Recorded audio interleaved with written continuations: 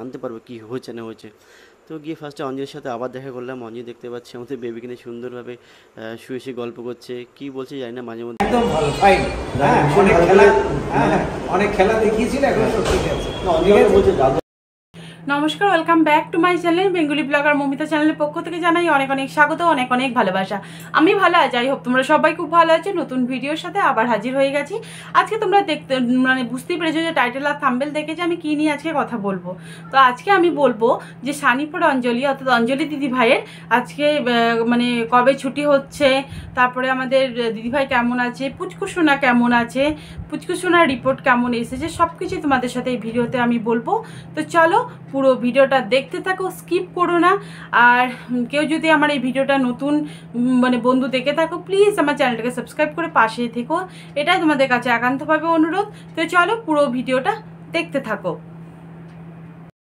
তো চলো আগে প্রথমে আমরা দাদাভাইয়ের মুখ থেকে শুনে নিই যে আমাদের দিদিভাইকে কবে ছুটি দিচ্ছে, কি পুচকুসোনার রিপোর্ট কেমন। তো তার আগে শুনে নাও, তারপর আমি বলছি। ওখানে গিয়ে দেখার কথা বলছি।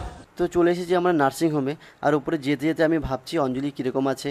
অবশ্য তার আগে সকালে অঞ্জলির সঙ্গে ফোনে কথা বলেছিলাম যে ও আগের থেকে অনেকটাই সুস্থ আছে, আর আস্তে আস্তে সুস্থর দিকেই যাচ্ছে। তো সেই জন্য টেনশনটা আমার একটু কমই ছিল, যার কারণে আমি আর ভাই একটু সকাল সকাল না এসেছি, একটু দেরি করে আসলাম, তখন প্রায় 10টাই বাজে। তো যাই হোক, এখন উপরে গিয়ে অঞ্জলির সাথে কথা বলবো, শুনবো ও কীরকম আছে। চলে এসেছি ফাইনালি অঞ্জলি আছে, এখন দেখি ওর কী অবস্থা। কালকে রাতে একটু কথা বলেছি, সুস্থ ভীষণই, আর আমার তো ভীষণই আনন্দ হচ্ছে। এখন দেখি সামনাসামনি গিয়ে একটু কথা বলে দেখি, তারপর আবার বিকেলে অবশ্যই আসবে সবাই মিলে, শুধু আমি আর হয়ে আসছি। তারপরে ভেতরে গিয়ে অঞ্জলির সাথে আমি অনেকক্ষণ কথা বলেছি, তো তারপরে একটু ভিডিও একটা ক্লিপ নিয়ে নিলাম। তো জানতে পারলাম যে অঞ্জলি মোটামুটি আগের থেকে একটু সুস্থ আছে, আর দেখলাম যে আমাদের বেবিটা তার মায়ের সঙ্গে খেলা করছে। তো তার জন্যে দেখে ভালো লাগলো যে অঞ্জলি আগের থেকে একটুখানি মনটা একটু হালকা হয়েছে। আগে তো ওর নিজেও প্রচণ্ড টেনশন করছিলো কী হবে না হবে। তো যাই হোক, তো তারপরে অঞ্জলির সঙ্গে অনেক কথা বললাম, ওকে সব কিছু বোঝালাম যে বেশি টেনশন করো না, বেশি টেনশন করলে দেখো আমাদের বেবিটারও অনেক রকম টেনশন আসতে পারে, ওরও একটু হেলথ খারাপের দিকে যেতে পারে। তো সেই বিষয়ে অনেকক্ষণ ধরে ওকে ভালো করে বোঝালাম, তারপরে শুনলাম ওর কী কী লাগবে, আর তারপরে সেগুলো এনে দিলাম। আর তারপরে মেন কথা শুনলাম যে ওর ওটিতে কী কী হয়েছে, বা কোনো অসুবিধা হয়েছে কি না, কীভাবে কী হলো সেই বিষয়ের সঙ্গে কথা বলছে, আর ওকে সাহস যোগাচ্ছিলাম। ও তো আমাকে বলছিল যে এই হয়েছে, আজ বলতে বলতে নিজে আবার ভয় পেয়ে যাচ্ছে। আর তো সেখান থেকে এখন অনেকটা রিকভার করেছে, আর আমাদের বেবিটা পুরোপুরি সুস্থ আছে এখন। আর আজকে আমাদের বেবির ব্লাডটা ব্লাড স্যাম্পেল নিল, টেস্ট করবে, টেস্ট করে যদি দেখে বাচ্চা ঠিক আছে তাহলে কালকে ছুটি দিতে পারে। আর যদি মনে হয় যে একটু প্রবলেম আছে, একদিন যদি রাখতেও পারে, সেটা আজকে হয়তো জানাবে আমাদের। এখন আমরা খাওয়া দাওয়া করে জানতে পারবো কী হয়েছে না হয়েছে। তো গিয়ে ফার্স্টে অঞ্জলির সাথে আবার দেখা করলাম। অঞ্জলি দেখতে পাচ্ছি আমাদের বেবিকে নিয়ে সুন্দরভাবে শুয়ে শুয়ে গল্প করছে, কী বলছে জানি না, মাঝে মধ্যে গল্প করছে, তাকাচ্ছে, হাসছে, খেলছে। আর যেহেতু দেখলাম যে অঞ্জলি আমাদের বেবির সাথে খুব চলে গেল বাড়িতে, তারপরে আমি আর ভাই আবার গেলাম উপরে অঞ্জলির সাথে আবার দেখা করতে। তো সেখানে গিয়ে আমরা অনেকক্ষণ ধরে কথা বললাম অঞ্জলির সাথে, আর ভাবছিলাম যে ডাক্তারের সঙ্গে তো কথা বলতে হবে, আমাদের দাদুর সঙ্গে। তো তার জন্য একটু দাদুর সঙ্গে একটু কথা বলে নিলাম, কী কী বললো শোনো। ঠিক আছে, একদম ভালো ফাইন। হ্যাঁ, অনেক খেলা, হ্যাঁ অনেক খেলা দেখিয়েছিল, এখন সব ঠিক আছে। অঞ্জলি বলছে বাচ্চা ভালো আছে, কালকে ছুটি। আর ওই সেলাই কাটবো সোমবার, ঠিক আছে, আমার চেম্বারে কাটবো দুপুরে। আর কালকে সকাল কখন? 9টা-10টার সময় আসি, বিল আমি ওখানে বলে দেবো। তো ফাইনালি দাদুর সঙ্গে কথা বলার পর তো সব কিছু শুনতে পেলে যে পুচকুসোনার রিপোর্ট কেমন এসেছে, দিদিভাই ছুটি কবে দিচ্ছে, সব কিছু তোমরা শুনতে পেলে। হ্যাঁ, যে বাচ্চাকে যখন নার্সিংহোম থেকে যখন ছেড়ে দেয় তার আগে অনেক রকমের টেস্ট থাকে, সেই টেস্টগুলো যদি ঠিকঠাকভাবে আসে, ভালো রিপোর্ট আসে তাহলে ছুটি দেয়।